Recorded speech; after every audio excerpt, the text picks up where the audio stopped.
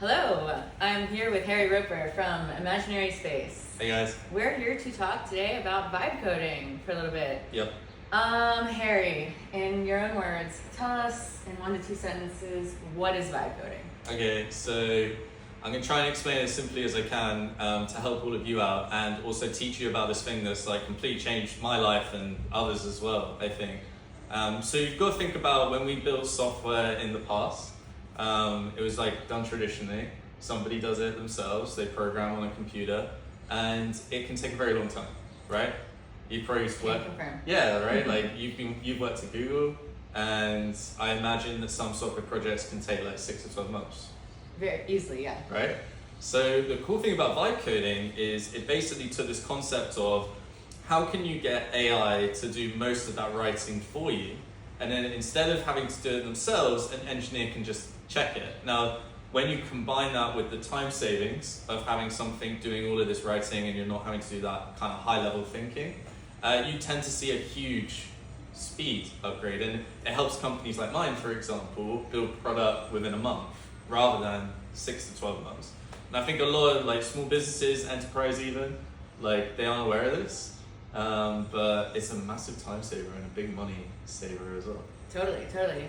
And I will say, I was a little skeptical of vibe coding at first when I heard of it, like, oh, the robot's gonna write code, like that's just gonna create so much tech debt, like blah, blah, blah. But then I started to use it more, and then I realized, with a human in the loop, to tell it, we want to write in a specific way, we want to use these utility classes, I feed it, a basic structure, and then I check it as it goes, and it learns how I want it to write. Mm-hmm. So yeah, it's actually really amazing. As an engineer, I was kind of a hater, but now I'm fully convinced it's awesome, and I can build stuff so fast. It's like you're using Claude, right, and you're asking it to remember things about you so it can do the right thing. So I've taught it to code like me, code in best practices, all of that, and I can review it as it goes. So it's really great because like a lot of coding is just like components and reusing patterns. So in the old days, like 2 years ago, you'd like look on Stack Overflow. How do I do that thing? Right. And that breaks flow a lot. Yeah, it does. Right. Having to keep going. But so now, being able to type that into a panel and then watch it code it, I'm also learning at the same time, which is cool. Like, oh yeah, I wouldn't have thought to do it that way, and then I will, So it's really a collaborative effort with the robot, human computer collaboration, as I like to say. It's very new as well. Yeah. Very new in that regard. It's super new. Like you're learning still how to get it perfect in some sense. Yeah. And guide the robot in the right way. Exactly. So super cool vibe coding. I'm gonna give a webinar this week, just how to get started. And then Harry has a class if you want to go deeper. He offers, what is it? Imaginary Labs? Yeah, so off the success of last year when I launched a course online, we decided to make labs, which is kind of our initiative to teach more people how to vibe code, because we realized that maybe we have learned so much over the last 2 to 3 years and have a lot to share. And we've tried to package it into set courses. So there's one on lovable front end, one on lovable back end, cursor, agents, and then sales as well, and how to run an AI agency like us. And yeah, we grew from a team 3 to 18 in a year, all because of this like technology thing. Yeah, tell me about Imaginary Space in general. I don't think we've touched on that at all. Tell me about Imaginary Space and what you started, how you got there, and how it's doing. Okay, so I worked in corporate America as a contractor for private equity and venture capital firms, and solved a lot of really cool problems. They had a lot of like process and workflow stuff, and I'm really into that, so that was like my niche. And then after that, I kind of was playing around with AI, and I was like, God, what I'm doing right now sucks, and I'd love to make apps. And so I was like playing around with it and like trying to get things working, and it just so happened that AI came out at that point, which was really cool because it kind of allowed and gave me as a contractor a superpower to build anything at a really fast speed. And I remember I was in a Slack channel with one of my clients, and I pitched them the idea of using an AI tool to build them an app in a couple of days. And he sent me back a meme of Marty from Futurama and it's like, shut up and take my money. So that was really cool, and off the success of that, I started working with more and more corporate clients until the point where we had to take a decision. Did I want to carry on solo, running Imaginary Space, or did I want to bring on my co-founders and build it up? And I took the other opportunity because I think it's a lot of fun building a company. Yeah. And it's been really successful so far. Yeah, so what, you've grown from 3 to 18 employees in a year, and you hit like some pretty solid financial marks, is that right? $1 million in revenue. $1 million in revenue, amazing, just from vibe coding. Just from vibe And you're coding. one of the top vibe coding companies in the planet. I'd right? like to think that we're the best agency in the world for it, and one of the fastest and best quality as well. Awesome. I've seen some of your work, and it's really, really cool.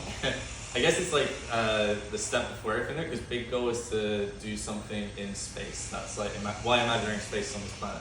I see. We want to put a satellite in space, so we'll figure that out. But Right. this is all part of that journey. It helps the world in some way. Yeah, we're not shooting lasers or anything, Yeah. but like, we want to do something cool Yeah. in space. I think that'd be awesome. Awesome. And then what advice would you give for someone, let's say there's a product manager out there, they have a really cool app idea, they don't really have the money to go hire someone, they want to, prove the concept. How would they get started with vibe coding? If they have, let's say they want to build something in less than a week. What would you say? I think that's a great question.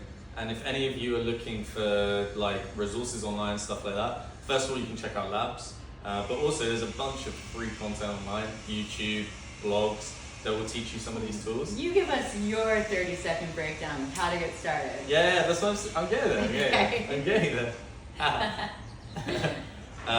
Cut. Okay, so if you want to learn vibe coding, I would say there's like 2 really important aspects to it. One is like pick up a tool that's easy to use. So Lovable, any of these, like maybe they're not as technical as like using an IDE or a programming terminal, but Lovable is a really robust tool, and you can build something in a week like that. You don't need any prior experience. Second part, if you're not somebody who's very confident with writing backend code or understanding how databases work and all of that sort of stuff, N8N is a really good entry point, and you've used it a lot as well. I love using N8N. I create workflows in there, and then go into Lovable, type a prompt, and that's like the UI layer. Yeah. And I will add also that something that helps me a lot, if I have an idea, is to really put it down into like a PRD, so like product requirements doc. So, as a PM, you're very familiar with PRDs, so go in and write down all the specifications, everything, the UX. If you know anything about the UI, you can go plug that in. Yeah. Have a style guide. So get really the structure, the foundation first, go in, start prompting. Do you suggest more like iterative prompting, like starting, with like the structure, and then like how do you do your prompting? Yeah, I mean, like as Nicole said, probably one of the best things that you can do is set yourself up for success at the beginning. So doing I'd say like 5 bullet points of what your app's going to be. A PRD is definitely like a lot more detail. You should do that.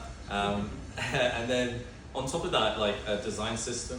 Definitely. So making sure that you have like all of your colors, buttons, and fonts set up before the project, and you know exactly kind of what the style is going to be, because you then have the building blocks, if you think like Lego, to like build the app afterwards and have a really solid base. There's so much that you can do afterwards. I'm like the iterative type, so like I like doing things step by step and kind of checking the things up.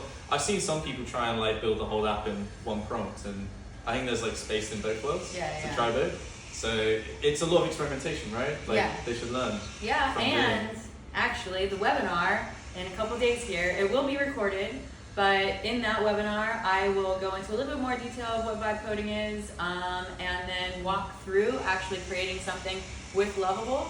So a lot of cool tips that I'll be sharing in that. So vibe coding is the way of the future. It's the vibe. Yeah. All right, well, that's AI, folks. Thank you. That's AI, folks. Ciao.